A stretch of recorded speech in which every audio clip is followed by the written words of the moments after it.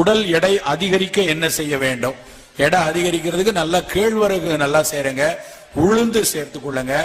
இளைத்தவனுக்கு எள்ளை கொடுமாங்க. எள்ளுருண்டை, உங்க வீட்டுல சின்ன ஒல்லியா சின்ன குழந்தை இருக்கு அப்படின்னா நல்ல எள்ளு துவையல் எள்ளுருண்டைகளை நிறைய கொடுங்க. கேழ்வரகையே கருப்பட்டி போட்டு உருண்டையா உருட்டி கொடுக்கலாம், கம்பு உருண்டை கொடுக்கலாம். நேந்திரன் வாழைப்பழம், நேந்திரம் பழம் வந்து எடையை கூட்டும். தினம் காலையில ஒரு அரை பழமாவது குழந்தைகளை சாப்பிட வைக்கலாம், அது எடை கூட. அது குறிப்பா பெண்கள்ல எடை குறைவா இருக்காங்கன்னா எள்ளு, நேந்திரன் வாழை, உளுந்து, இந்த 3 போதும். தேங்காய் பால் கொடுக்கலாம்.